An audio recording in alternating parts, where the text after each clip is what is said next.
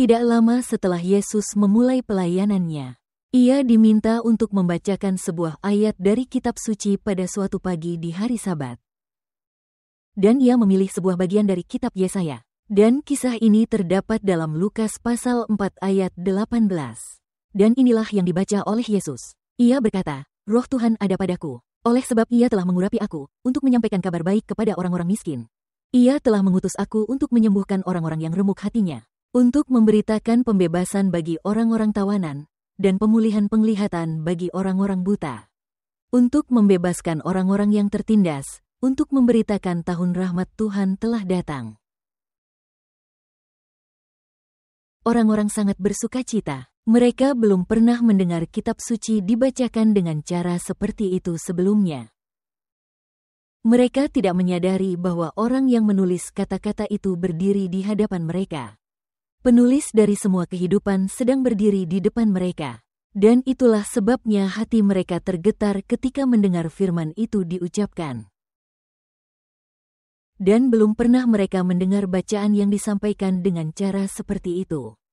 Keyakinan muncul dalam hati banyak orang bahwa mungkin inilah Mesias.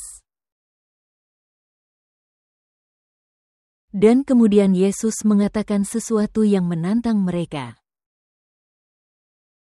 Ia berkata, "Pada hari ini genaplah nas ini sewaktu kamu mendengarnya." Beberapa orang menjadi marah dengan pernyataannya. Karena pada dasarnya ia baru saja menyatakan dirinya sebagai Mesias. Dia kemudian memberikan sebuah cerita tentang bagaimana ada banyak janda di zaman Elia. Dan waktu tidak ada hujan, tetapi seorang wanita dari Zarfatlah yang dipilih. Hal ini semakin membuat mereka marah sampai-sampai mereka menangkapnya, dan mereka menyeretnya keluar. Dan mereka hendak melemparkannya dari tepi tebing gunung, tetapi dia berjalan lewat dari tengah-tengah mereka. Kalian lihat, waktunya belum tiba. Dan karena waktunya belum tiba, mereka tidak dapat menyentuhnya. Saya ingin kembali kepada apa yang Yesus katakan. Ia berkata, "Roh Tuhan ada padaku, oleh karena ia telah mengurapi aku untuk menyampaikan kabar baik kepada orang-orang miskin. Ia telah mengutus aku untuk menyembuhkan orang-orang yang remuk hati, untuk memberitakan pembebasan kepada orang-orang tawanan, dan pemulihan penglihatan bagi orang-orang buta, untuk membebaskan orang-orang yang tertindas." Saya ingin menyatakan bahwa hal ini masih sama sampai sekarang bagi murid-murid Yesus. Pesan ini tidak pernah berhenti.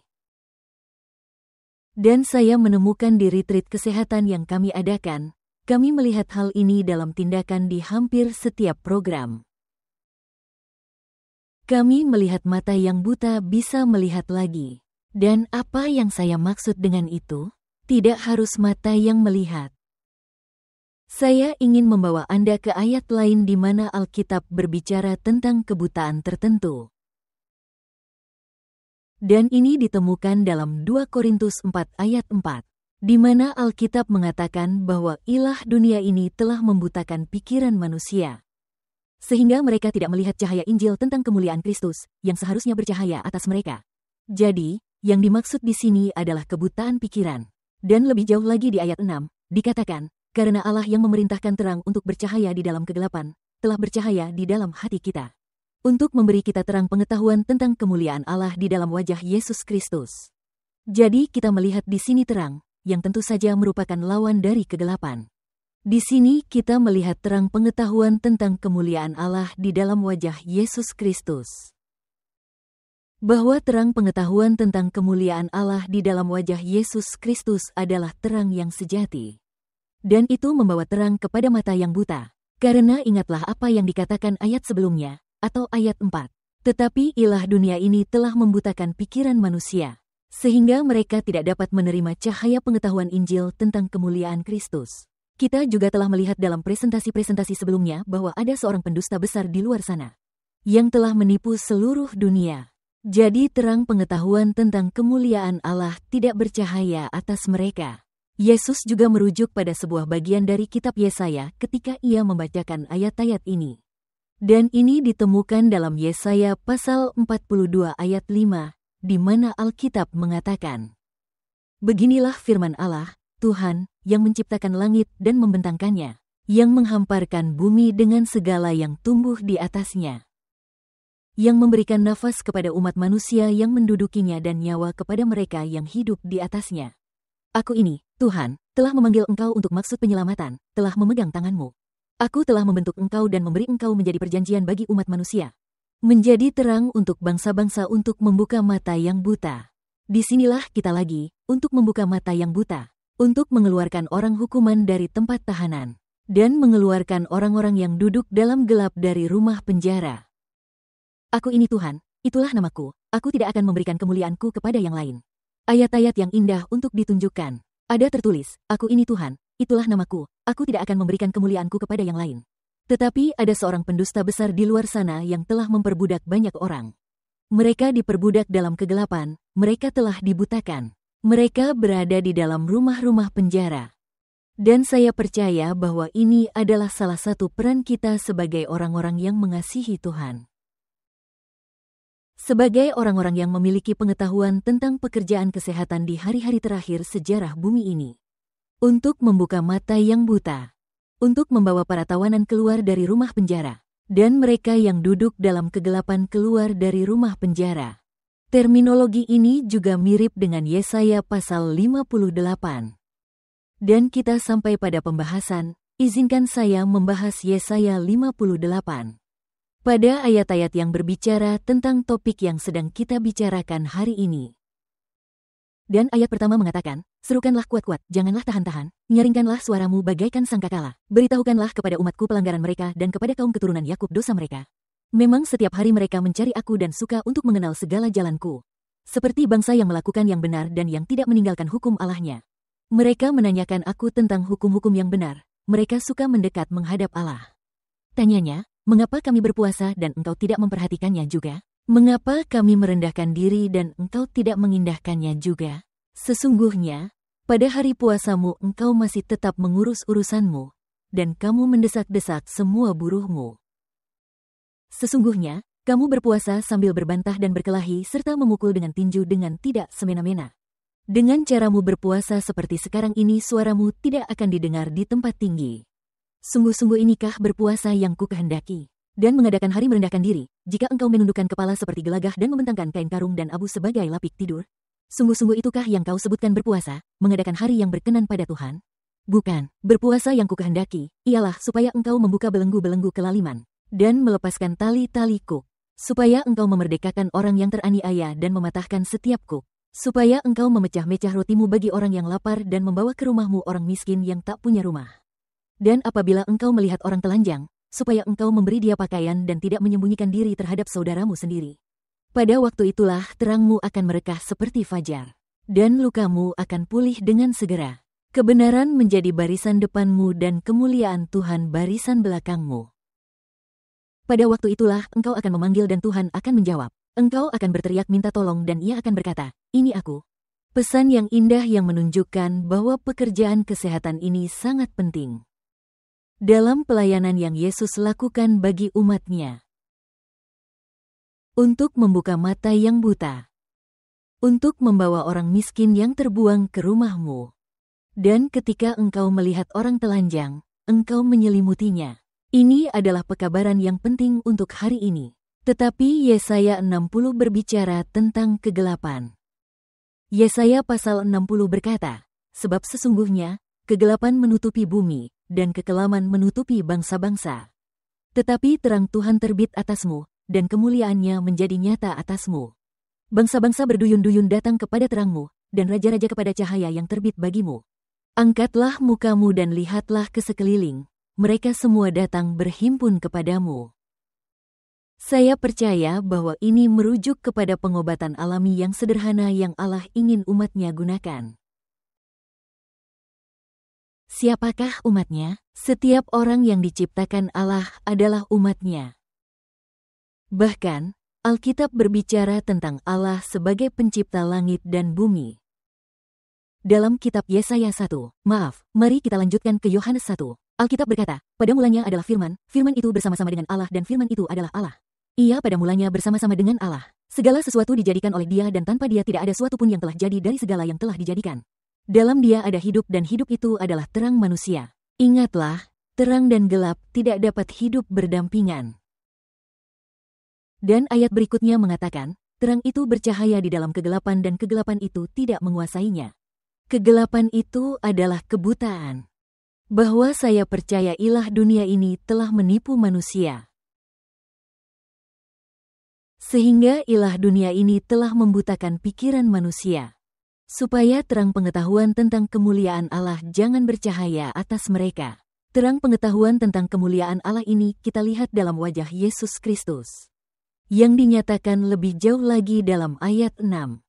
Karena Allah, yang memerintahkan terang untuk bercahaya di dalam kegelapan, sekali lagi menunjuk kepada Allah pencipta kita. Untuk memberikan kepada kita terang pengetahuan tentang kemuliaan Allah di dalam wajah Yesus Kristus. Tetapi harta ini kami punyai dalam bejana tanah liat. Di sini kita kembali ke bejana tanah liat, tubuh manusia ini. Tetapi harta ini kami punyai dalam bejana tanah liat, supaya nyata, bahwa kekuatan yang melimpah-limpah itu berasal dari Allah, bukan dari diri kami. Dalam segala hal kami ditindas, namun tidak terjepit, kami habis akal, namun tidak putus asa. Kami dianiaya, namun tidak ditinggalkan sendirian, kami dihempaskan, namun tidak binasa. Kami senantiasa membawa kematian Yesus di dalam tubuh kami. Supaya kehidupan Yesus juga menjadi nyata di dalam tubuh kami. Adalah suatu hak istimewa yang luar biasa bahwa kita dapat mempersembahkan tubuh kita sebagai persembahan yang hidup kepada Allah.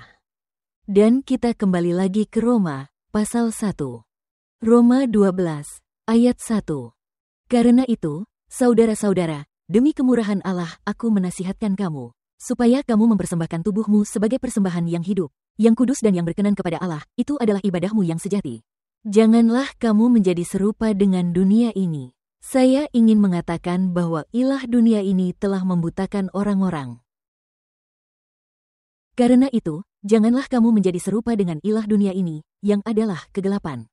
Janganlah kamu menjadi serupa dengan dunia ini, tetapi berubahlah oleh pembaharuan budimu, supaya kamu dapat menjadi nyata bagi mereka yang duduk di dalam kegelapan.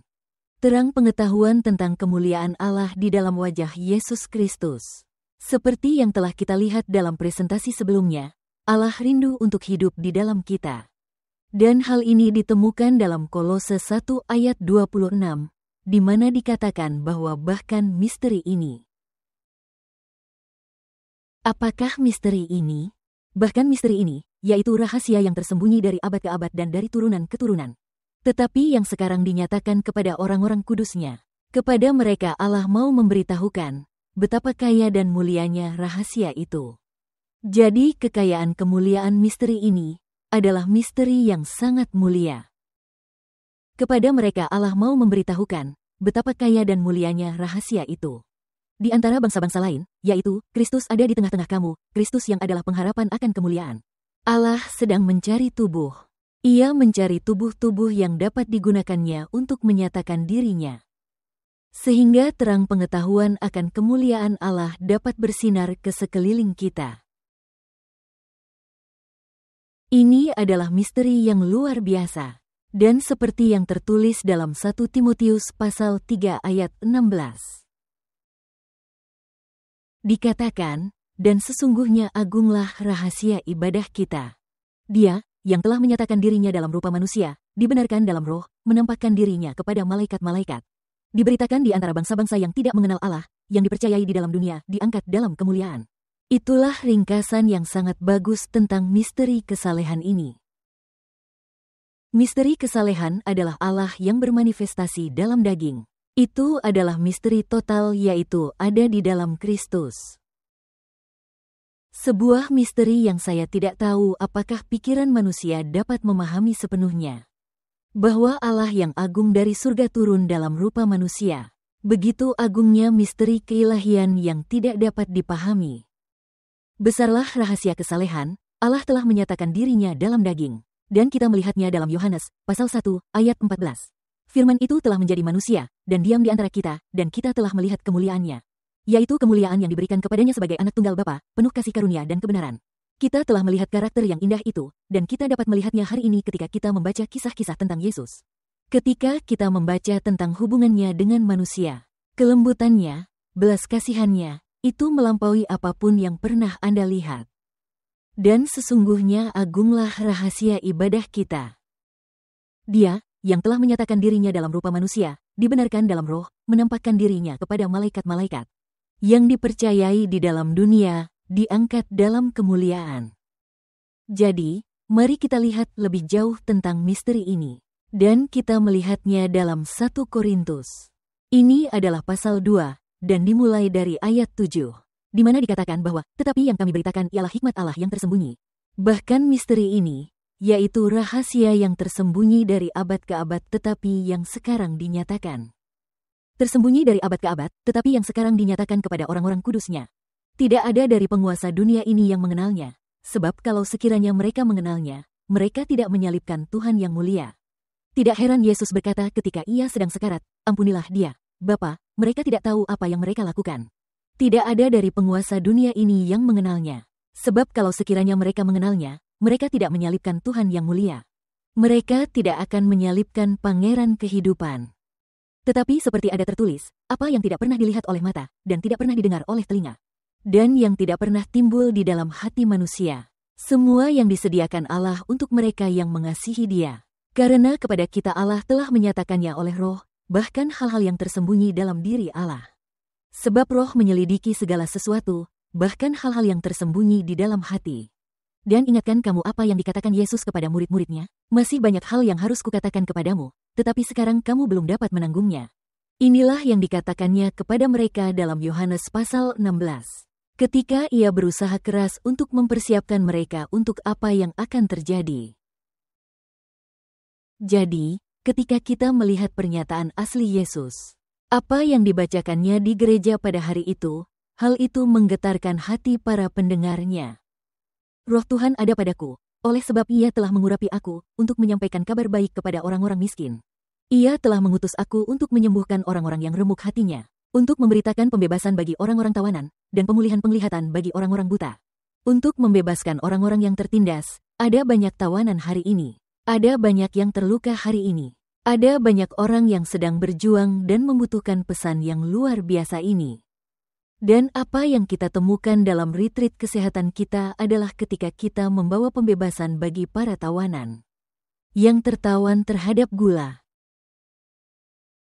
yang ditawan di dalam penjara kafein, yang ditawan di dalam penjara alkohol, obat-obatan, rokok.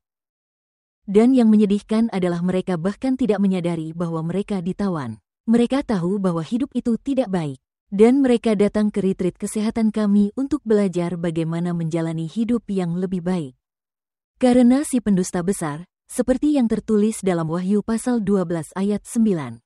Dikatakan, dan naga besar itu telah dilemparkan ke bawah. Si pendusta besar itu, yaitu iblis dan setan yang telah menyesatkan seluruh dunia. Penipuan datang dalam berbagai cara. Dan saya ingin menyarankan agar kita setiap hari menyerahkan hidup kita kepada Tuhan. Membiarkan roh kebenaran hidup di dalam diri kita. Membaca firman-Nya, memperkenalkan diri kita kepadanya.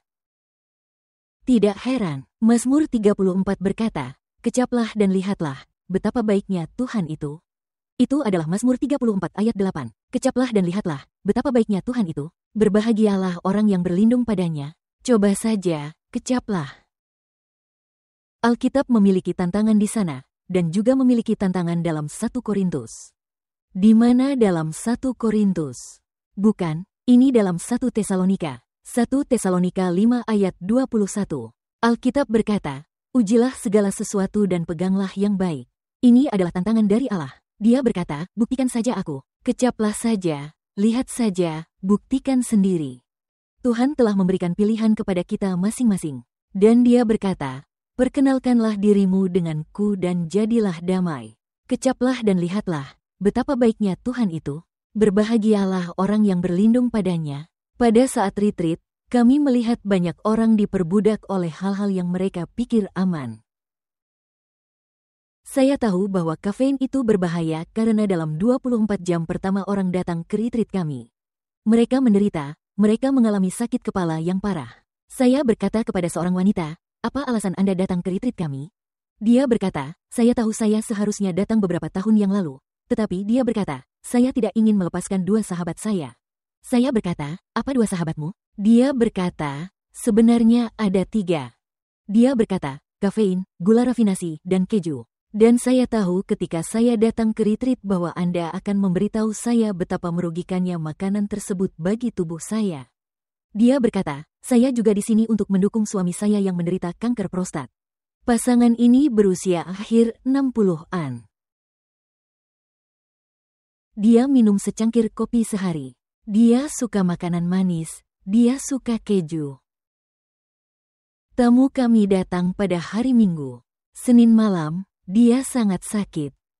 Wanita ini muntah-muntah. Dia mengalami sakit kepala yang sangat parah. Kami memiliki staf yang bekerja selama 24 jam hanya untuk memberinya kelegaan.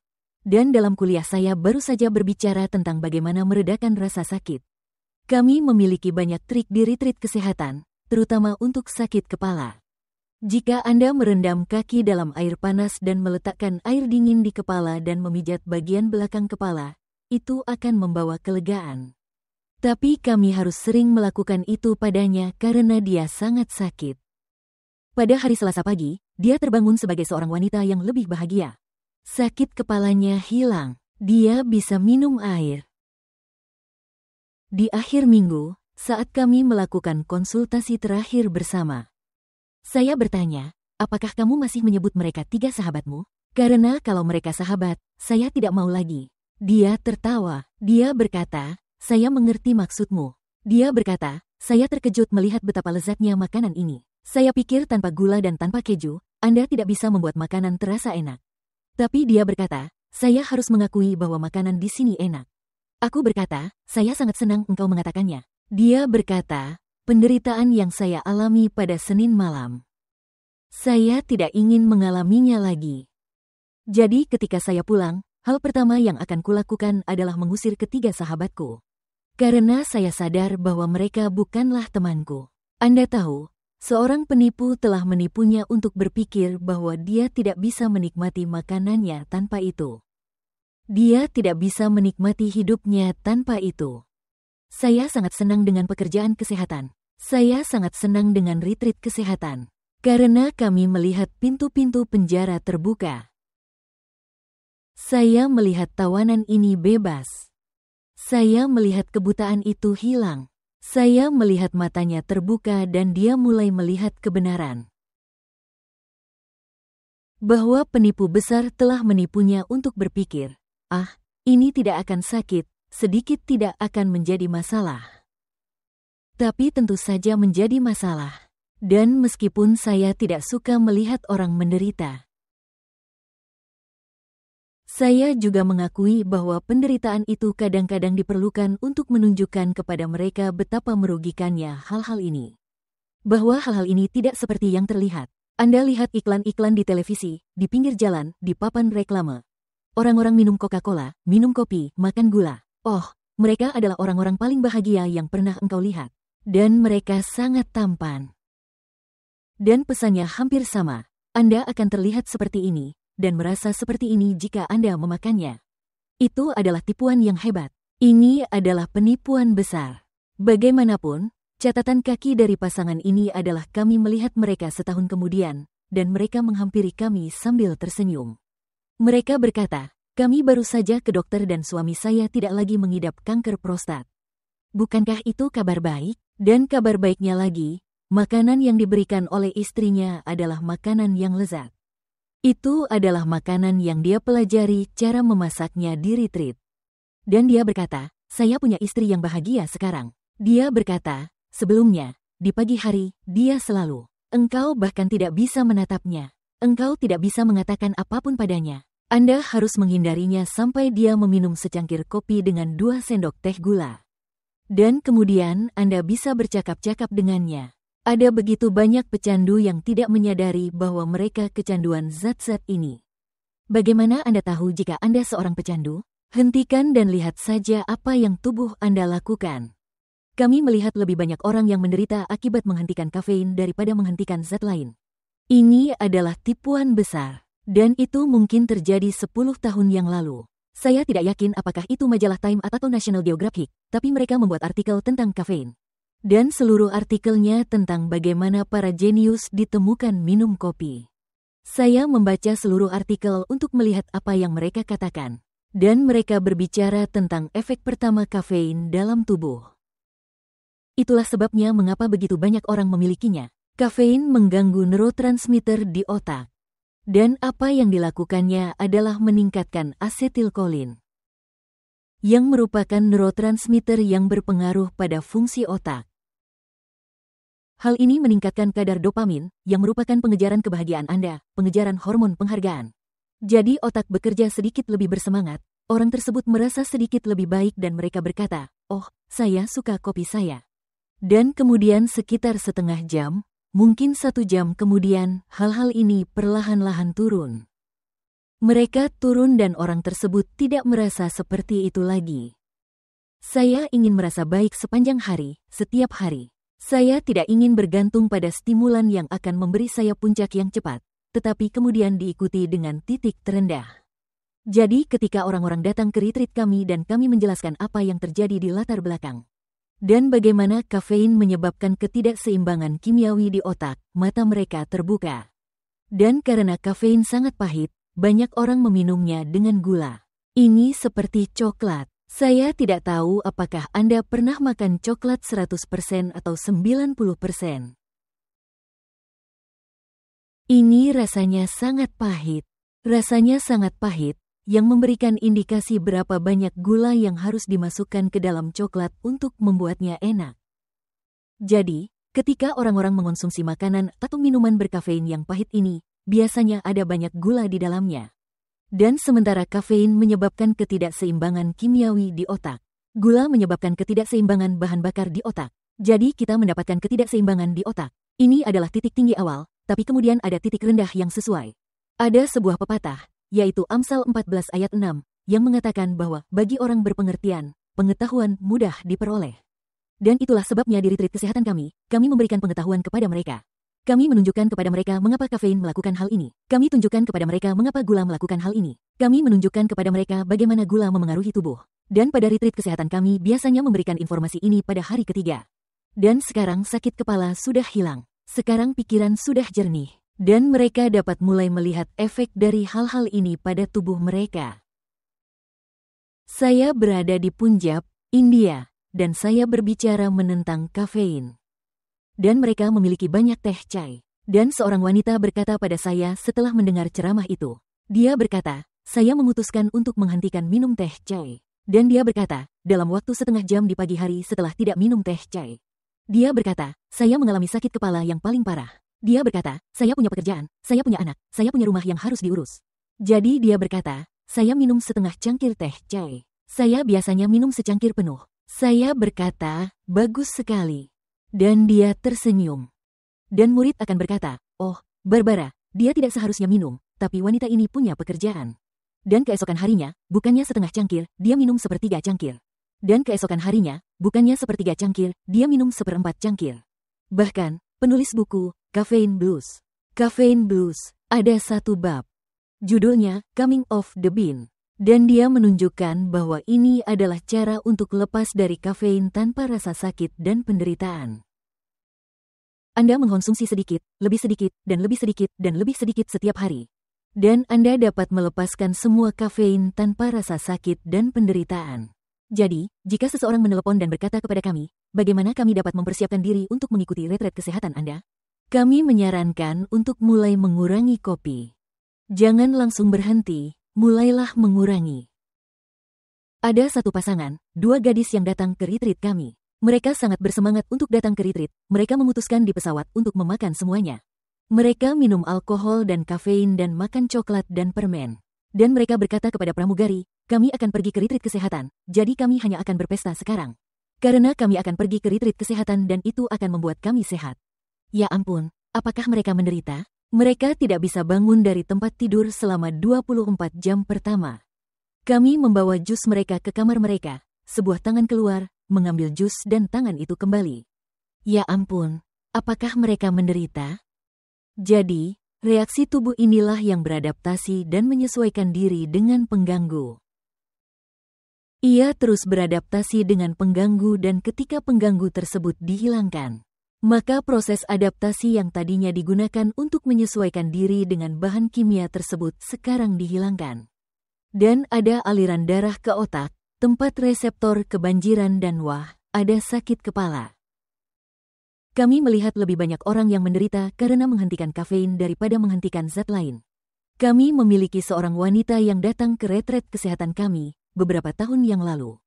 Dan dia kecanduan heroin. Dan kami tidak bisa menghentikan heroinnya begitu saja, dia harus memakai dosis kecil. Dia memakai dosis kecil, tapi, apakah dia menderita? Dia merasakan sakit di perutnya. Kami bekerja sangat keras dengan pengobatan alami yang sederhana untuk mengurangi rasa sakit dan penderitaannya.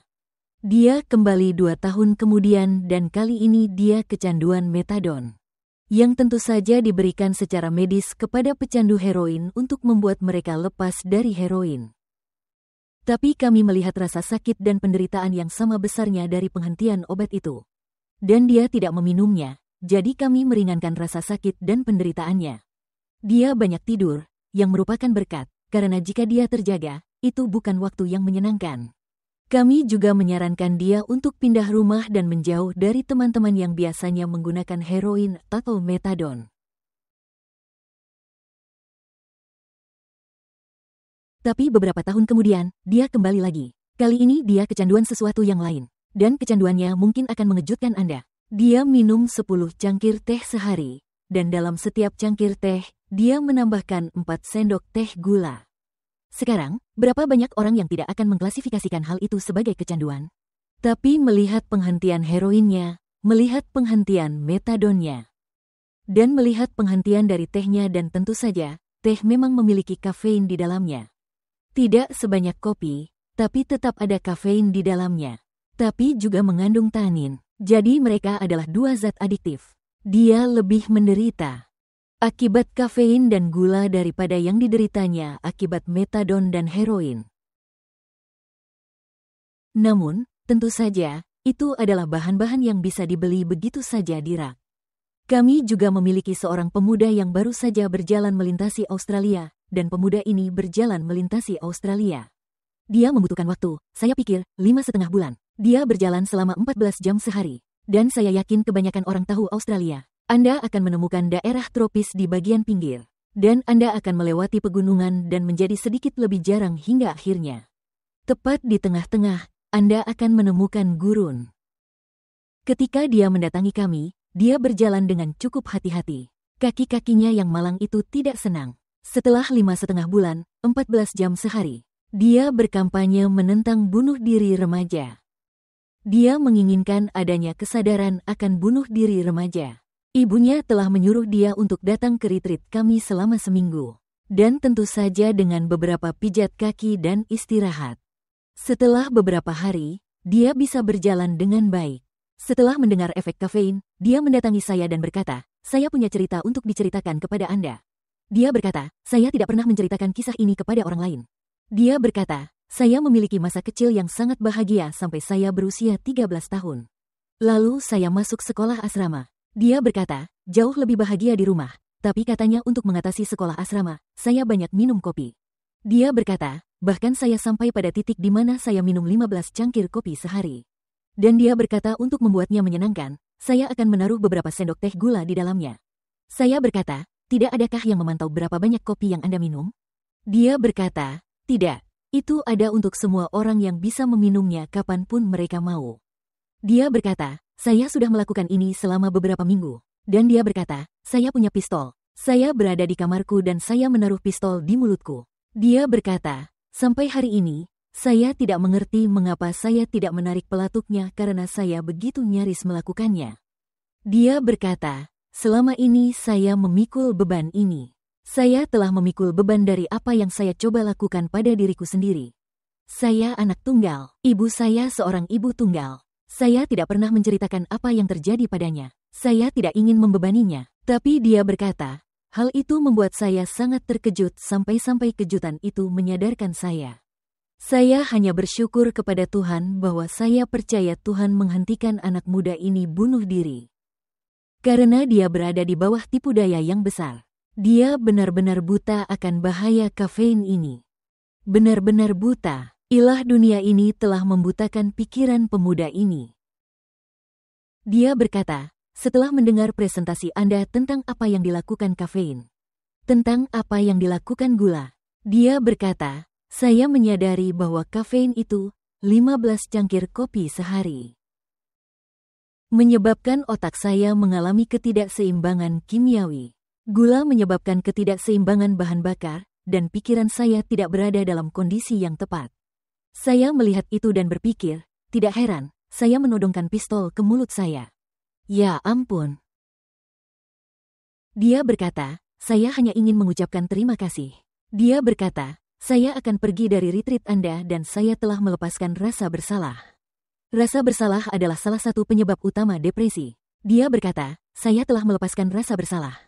Dia berkata, saya telah meninggalkannya di keranjang kertas bekasmu. Itu sudah hilang. Saya tidak lagi menanggung rasa bersalah atas apa yang saya coba lakukan pada diri saya sendiri.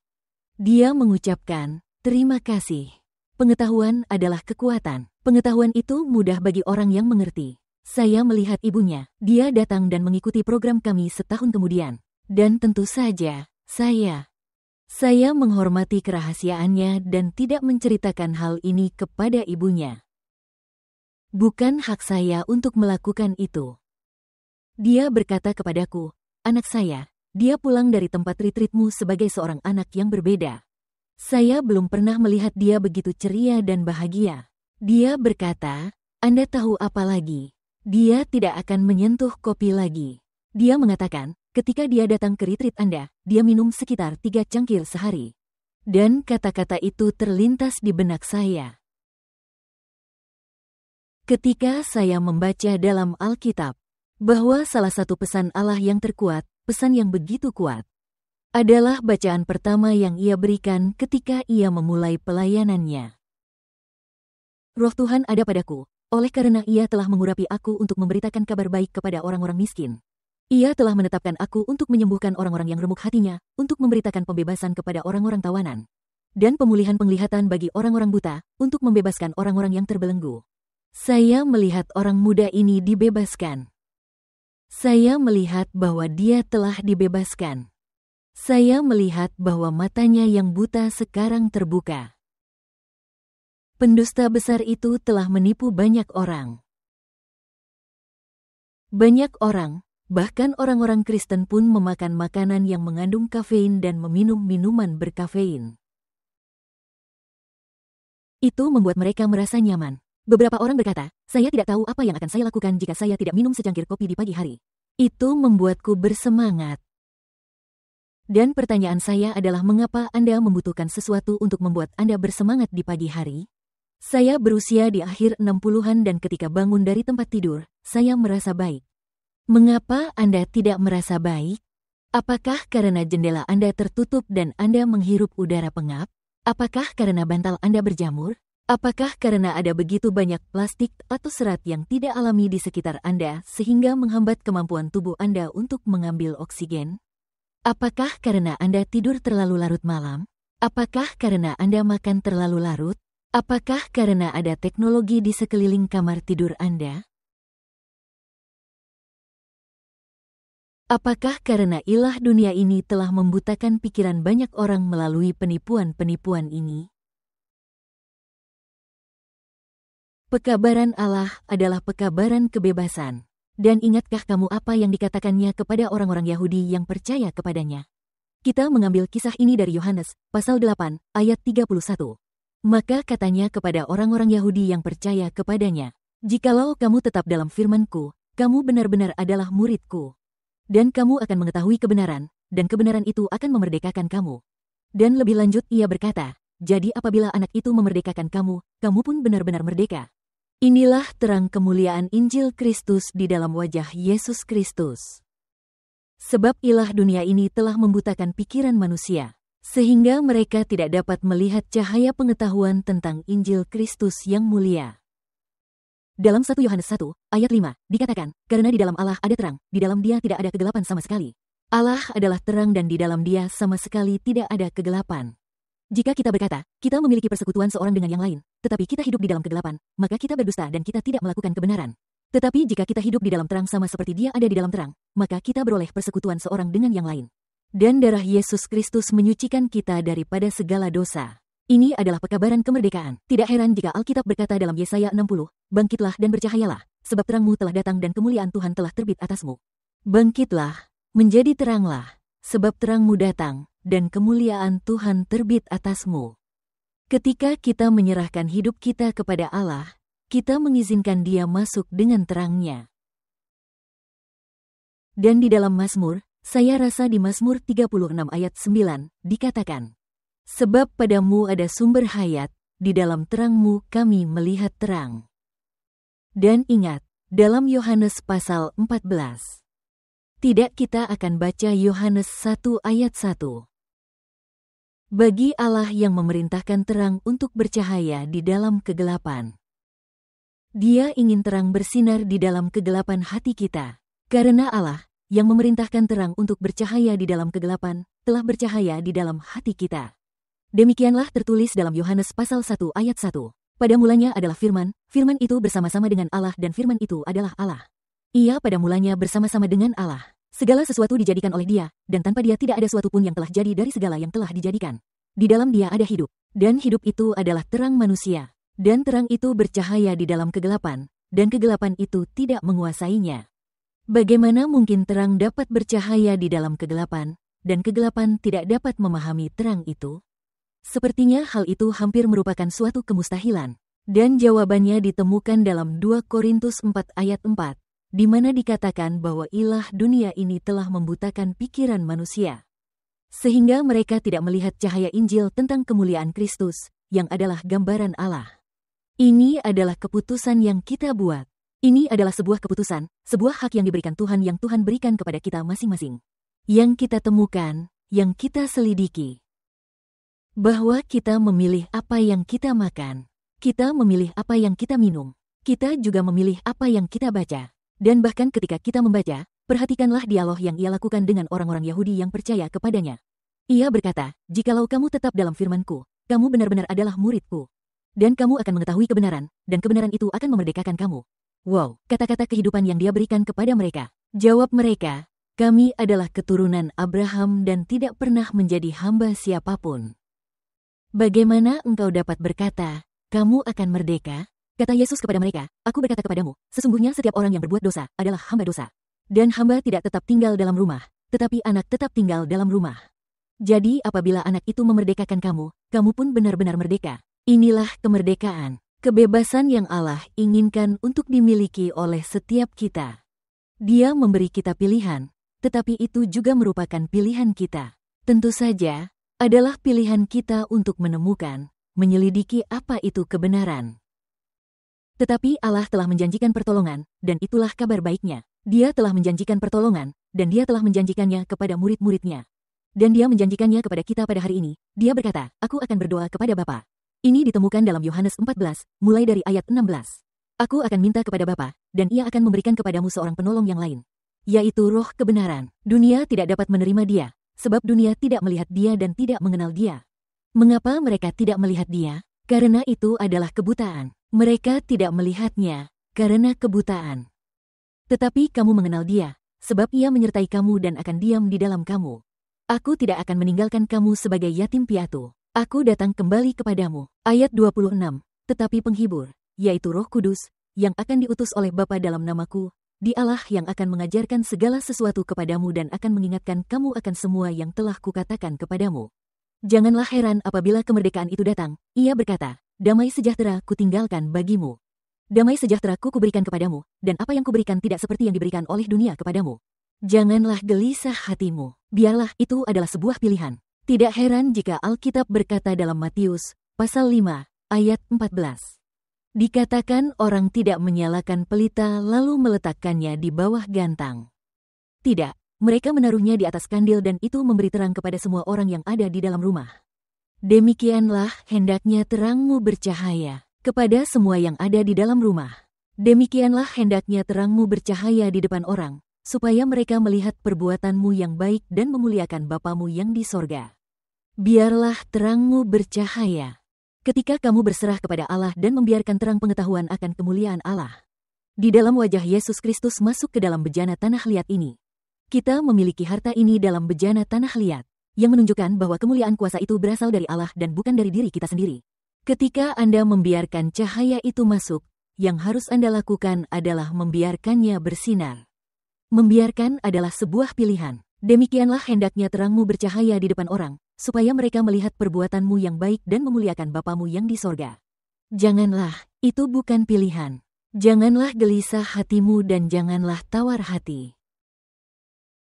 Janganlah gelisah hatimu. Itu adalah sebuah pilihan. Jadi kita bisa membiarkan pikiran kita terganggu. Kita bisa membiarkan pikiran kita dibebani dengan rasa bersalah.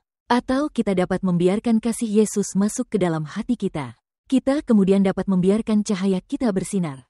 Demikianlah hendaknya terangmu bercahaya di depan orang, supaya mereka melihat perbuatanmu yang baik dan memuliakan Bapamu yang di sorga.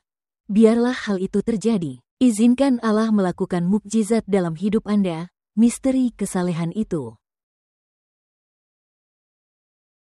Bahkan misteri ini. Misteri yang ditemukan dalam Kolose 1, ayat 26. Bahkan misteri yang telah disembunyikan selama berabad-abad. Bahkan misteri ini yang akan diberitahukan oleh Allah. Apakah kekayaan kemuliaan dari rahasia ini? Yaitu Kristus di dalam kamu, pengharapan akan kemuliaan. Dialah yang kami beritakan, apabila tiap-tiap orang kami nasihati dan tiap-tiap orang kami ajari dalam segala hikmat. Untuk memimpin tiap-tiap orang kepada kesempurnaan dalam Kristus. Allah sumber segala kasih karunia, yang telah memanggil kamu kepada kemuliaannya yang kekal. Dan hal ini terdapat di dalam 1 Petrus, mari kita mulai dari bagian pertama. 1 Petrus 5 ayat 6. Karena itu rendahkanlah dirimu di bawah tangan Tuhan yang kuat, supaya kamu ditinggikannya pada waktunya. Supaya ia memuliakan kamu pada waktunya. Supaya ia menaruh terang kemuliaan Injil Kristus di dalam kamu. Karena itu rendahkanlah dirimu di bawah tangan Tuhan yang kuat, supaya kamu ditinggikannya pada waktunya. Sadarlah dan berjaga-jagalah, lawanmu, si iblis, berjalan keliling sama seperti singa yang mengaum-aum dan mencari orang yang dapat ditelannya. Ingatlah, ada musuh, kita punya pilihan. Tetapi kembali ke ayat 7, sebelumnya ayat 8. Serahkanlah segala kekhawatiranmu kepadanya, sebab ia yang memelihara kamu. Sadarlah dan berjaga-jagalah, lawanmu, si iblis, berjalan keliling sama seperti singa yang mengaum-aum dan mencari orang yang dapat ditelannya. Lawanlah dia dengan iman yang teguh. Sebab kamu tahu, bahwa semua saudaramu di seluruh dunia menanggung penderitaan yang sama. Dan Allah, sumber segala kasih karunia, yang telah memanggil kamu dalam Kristus kepada kemuliaannya yang kekal, akan melengkapi, meneguhkan, menguatkan dan mengokohkan kamu, sesudah kamu menderita seketika lamanya. Kita tidak suka bagian ini, setelah kamu menderita seketika lamanya. Terkadang kita perlu sedikit menderita untuk melihat betapa berbahayanya kafein ini. Untuk melihat betapa berbahayanya kecanduan yang selama ini kita ambil bagian di dalamnya. Tanpa menyadari bahayanya karena penipu besar yang ada di luar sana. Tetapi Allah sumber segala kasih karunia, yang telah memanggil kamu kepada kemuliaannya yang kekal. Yang tidak pernah dilihat oleh mata, dan tidak pernah didengar oleh telinga. Dan tidak pernah masuk ke dalam hati manusia, apa yang disediakan Allah untuk mereka yang mengasihi Dia. Tetapi Allah sumber segala kasih karunia, yang telah memanggil kamu kepada kemuliaannya yang kekal, akan melengkapi, meneguhkan, menguatkan dan mengokohkan kamu, sesudah kamu menderita seketika lamanya. Amin.